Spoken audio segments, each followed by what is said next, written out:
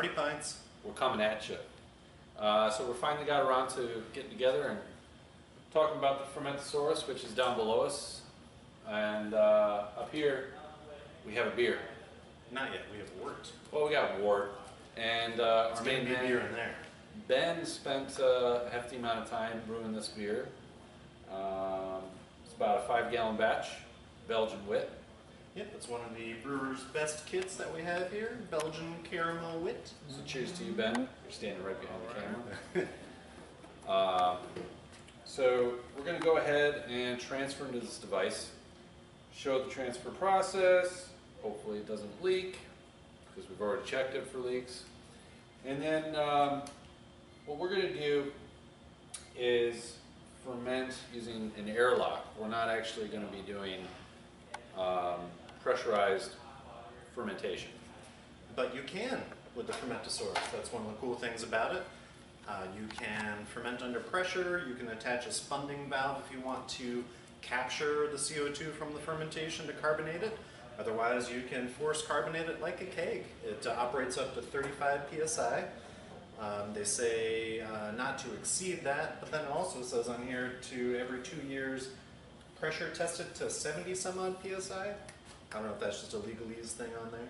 Yeah, it could be just a company thing. Yeah, but either way, it's sufficient ability to operate under pressures that we as home brewers would need it. That's right. So let's kick this into high gear and do some transferring. Yeah. Would you like to do the honors? I want to do it. All right. I'm going to turn this on. Always turning it on. Oh, there it goes. I'm assuming you want the lid a little bit off so you don't get the... Is it going to go? It doesn't have, is the muslin bag still in there? With the hops? It's probably clogging it up. Do we have a... We'll have to sanitize something to get it out of there. We'll just do like a fast forward. Freaking forgot about that, dude.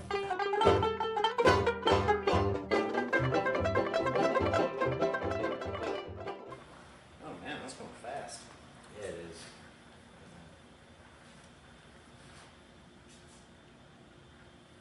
Clink. Feel like we're like doing a hip hop video, like posing by the rims. That's old school.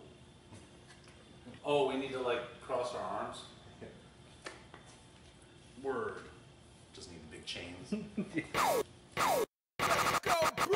No mistaken, I hit him up and I'm taking over. Mix the two with the baking soda to make the quota. Take a note of the way promoters obey the hold up. Click, clack, get back, get stacked. Unoriginal, come to visit you when I'm digital, son. You should take a sit till I'm done. Now rip if you want. So we forgot to mention before we transferred this over that we were right about 75 degrees Fahrenheit.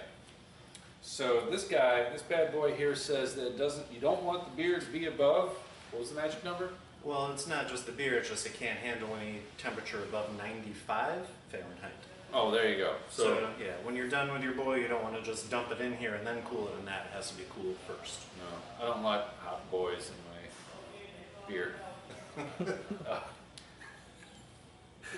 What's going on? I don't know. Okay, we're gonna introduce the things to the boy. Yeah, the thing to the stuff. What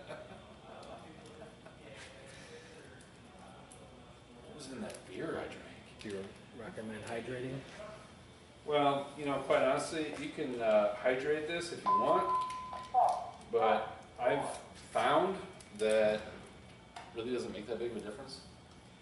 Yeah, just working here at Brew and Grow, I find a lot of customers who try to rehydrate their yeast oftentimes kill it because they're exposing it to temperatures that are too high for the yeast to handle. And also every little step that you do with the yeast, you know, you risk exposing it to bacteria and screwing up a batch that way. Yeah, so doing it this way, you're at least introducing it right off the bat to the environment it's going to be in. You're not screwing with it. It's a one-time addition.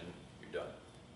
Yeah, with the dry yeast, I like to sprinkle it in just like Graham did, and then kind of let it rehydrate in the wort itself. And then after a little while, just shake it up, and that helps aerate it and mix it up. Yep, because just remember at this point, we don't care. We want as much oxygen as there we could put in there right now. Yeah. It's later after the fermentation has happened and it's created an anaerobic environment. We don't want the oxygen in there because it'll create off flavors. True story. True story. I think that's all we have right now. So Yeah, pretty much. I hope you've enjoyed us talking with the door constantly opening and closing. And we will have some follow-up videos on what's going on with this bad boy very soon. So until next time, cheers. Kanpai. Yeah, exactly. We'll catch you later, okay? Alright, so here we are. It's the very next morning after pitching, and you can see this sucker is going crazy. Got an awful lot of sediment there, but even that is freaking out. You can see all the points of nucleation where all the CO2 is coming up off of all that sediment. And then it's just causing this crazy whirlpool action in here. But yeah, I guess we'll check back again tomorrow. Alright, welcome back. You can see fermentation is pretty much done as far as primary goes. And we have all of these goodies down here. So I think it's about time to change that out. So let's give her a go.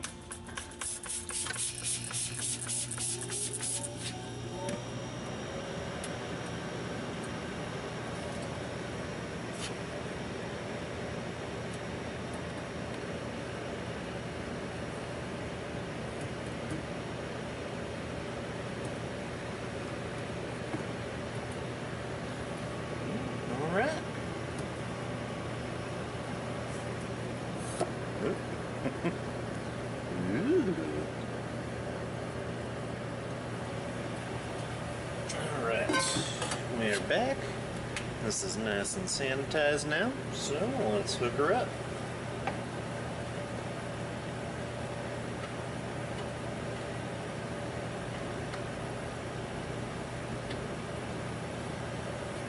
Alright.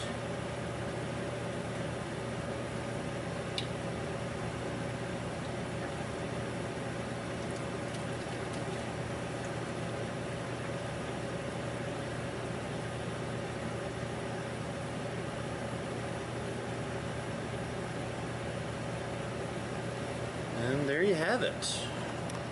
You can see everything started swirling around a good amount because of all that displaced volume. And it's still settling down here. We've got some nice chunks down on the bottom of the cone that we'll have to wait for that to settle out too. I mean, I guess we don't have to, but it'd be nice if that all settles out. So far, I think one drawback to this, which is kind of the same as the fast ferment opposed to the catalyst, is you only have this one size option. It's proprietary as well, so you know if you break it, then you're stuck buying one from them. Whereas that ball jar design for the catalyst is a really nice option because you can just put different size collection jars on there. But so far, we're looking pretty good. We'll check back later. Here we are back again. As you can see, fermentation is complete. And after we dump that ball, we have some more sediment down in there. What I'm going to do now is I'm going to turn the temperature down and cold crash a little bit. I'm not going to remove that ball yet, just in case we get some more stuff settling out. And then after it cold crashes, we are going to hook it up to CO2 and see how this puppy works. Alright, catch you guys in a day or two. Welcome back again, everybody. As you can see, we've been cold crashing here for a couple days. We are getting some nice clarity up there on the top, if you can see. And then down here you can see we have a lot more stuff settling out. So I think what I'm going to do right now is dump that ball again, and then I'm going to replace this lid with the ones that have the ball lock connections, And we're going to continue to cold crash while we start to carbonate in this sucker. And then in a few days we'll give it a test drive and pour some beers and see how it is. So we'll see you in a little bit. And all we did was swap out the lids. That was the old one with the airlock, and then that's the new one with all the fancy attachments. So I also emptied and sanitized that collection ball. So now we're just going to open that back up.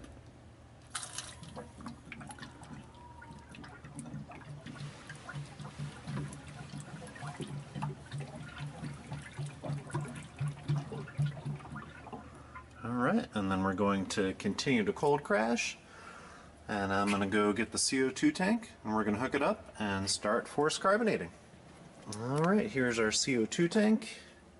We have it set at about 15 psi, and then you can see right there, max psi is 35, so we're well within the range. And then you can see the ones, those little slats there, those are the gas inputs, in case you're ever confused. Or you can look on the bottom too and you can see which one that the beverage tube is attached to, so you know it's the other one. So we're just going to hook her on up. And there she goes. It hasn't exploded yet, that's always a good sign. I'm going to purge it too, just in case there's any O2 trapped in there. Do this a few times.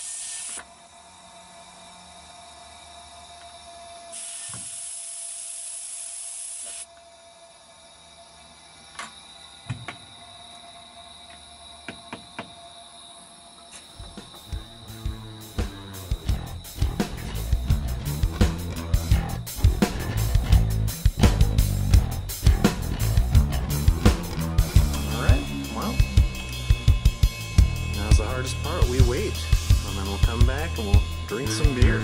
See you then.